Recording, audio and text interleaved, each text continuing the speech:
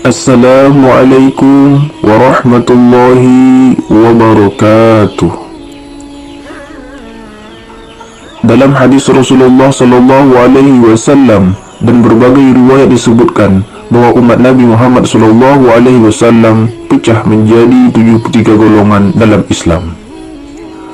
Dalam hadis ini juga disebutkan hanya satu golongan yang disebutkan bisa selamat. Lalu, siapakah golongan yang selamat ini? Sebagaimana yang dikatakan Rasulullah SAW dalam hadis tersebut. Untuk itu, simak pembahasan yang menarik ini sampai selesai agar tidak sesat dan gagal paham yang telah saya rangkum untuk sahabat semua hanya di channel Zona Muamalah. Namun sebelum lanjut, saya ingin mengingatkan kepada para sahabat semua, mari dukung syiar Islam dengan cara klik tombol subscribe dan aktifkan notifikasi loncengnya agar kalian tidak ketinggalan video baru dari channel ini. Sahabat muamalah yang beriman, Rasulullah sallallahu alaihi wasallam bersabda dari Abu Hurairah radhiyallahu an, ia berkata, Rasulullah sallallahu alaihi wasallam telah bersabda, kaum Yahudi telah terpecah menjadi 71 golongan atau 72 golongan, dan kaum Nasrani telah terpecah menjadi 71 golongan atau 72 golongan, dan umatku akan terpecah menjadi 73 golongan. Hadis riwayat Tirmizi.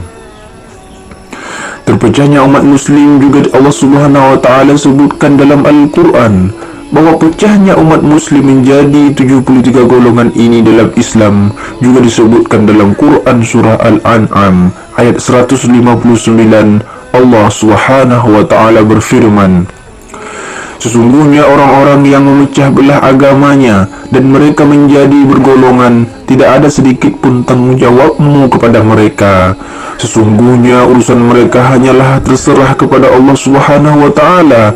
Kemudian Allah akan memberitahukan kepada mereka apa yang telah mereka perbuat. Abdul Razak Al-Kailani dalam bukunya Syekh Abdul Qadir Jailani, guru para pencari Tuhan, menjelaskan golongan yang selamat adalah ahlu sunnah wal jamaah, sedangkan 72 dari 73 golongan dalam Islam lainnya adalah sesat. Kemudian sesungguhnya kalian akan terpecah menjadi 73 golongan, semuanya sesat kecuali satu golongan, yaitu Islam dan jamaahnya. Sebanyak 73 golongan dalam Islam tersebut berasal dari 10 kelompok. Nama kelompok tersebut adalah Ahlu Sunnah, Khawarij, Syiah, Murji'ah, Mu'tazilah, Musyabbihah, Jahamiyah, Dirariyah, Najariyah, dan Kilabiyah. Ahlu Sunnah hanya terdiri dari satu golongan, sedangkan Khawarij ada 10 golongan, Mu'tazilah 6 golongan, Murji'ah 12 golongan, dan Syiah 32 golongan.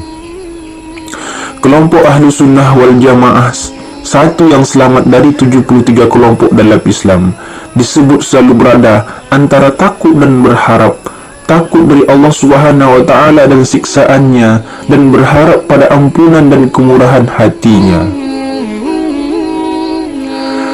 Sahabat muamalah, Syekh Abdul Qadir Jailani dalam Futuh Al-Ghaib mengibaratkan takut dan berharap sebagai dua sayap. Keduanya saling melengkapi dan membutuhkan menuju Islam yang sempurna. Dalam Islam khususnya muncul aliran-aliran organisasi serta tarekat yang lain dari ijtihad para ulama. Munculnya aliran-aliran dalam Islam tersebut sejatinya sudah diprediksi oleh Nabi Muhammad SAW jauh-jauh hari sebelum kita ada saat sekarang ini.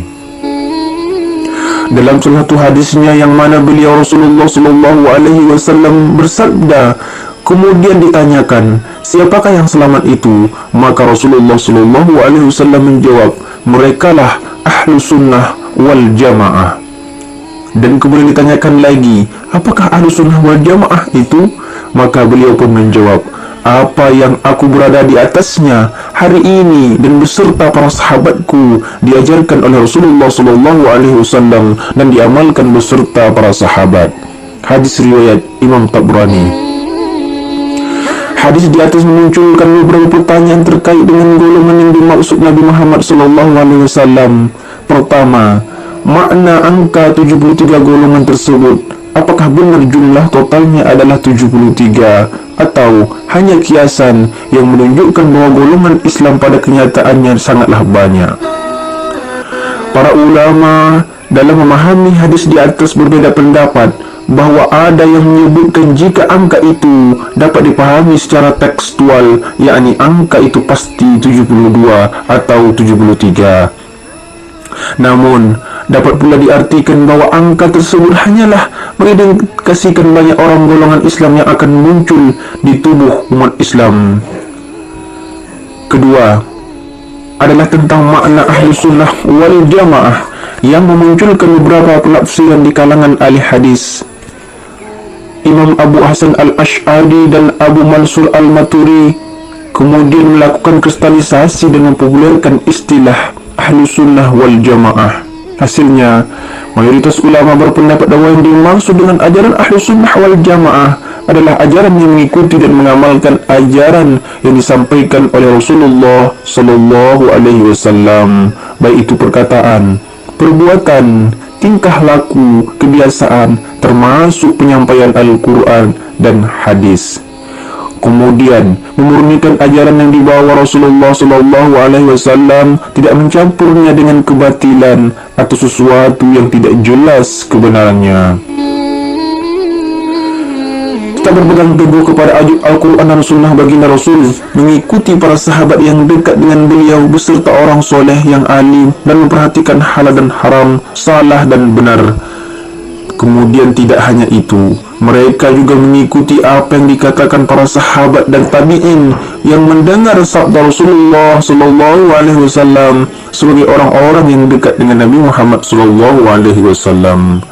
Meski masih memunculkan perdebatan, tapi yang pasti, karena ahlu sunnah wal jamaah disebutkan oleh Rasulullah sebagai golongan yang akan masuk surga, maka tidak akan mengherankan apabila saat ini semua golongan dalam Islam mengakui bahwa mereka adalah ahlu sunnah wal jamaah. Maka dari itu, marilah kita perhatikan keadaan diri kita saat sekarang ini. Apakah kita sudah menjalankan syariat agama sesuai dengan tuntunan Rasulullah SAW dan kemudian ajarannya, atau apakah sebaliknya?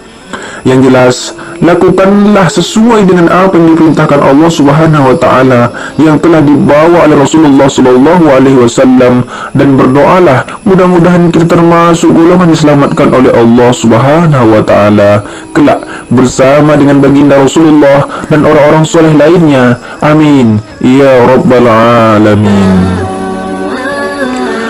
Semoga pembahasan yang singkat ini bermanfaat bagi kita semua, sehingga semakin menambah keimanan dan kecintaan kita kepada Allah Subhanahu wa taala, dan kita beribadah sesuai dengan tuntunan Rasulullah sallallahu alaihi wasallam. Kemudian mudah-mudahan kita menjadi golongan yang diselamatkan Allah Subhanahu wa taala sesuai dengan hadis Rasulullah sallallahu alaihi wasallam yang beliau sebutkan di atas. Kebenaran hanyalah milik Allah Subhanahu wa taala. Kesilapan dan kesalahan datangnya dari kami. Memohon maaf atas segala kekurangan. Sampai jumpa di lain kesempatan. Wassalamualaikum warahmatullahi wabarakatuh.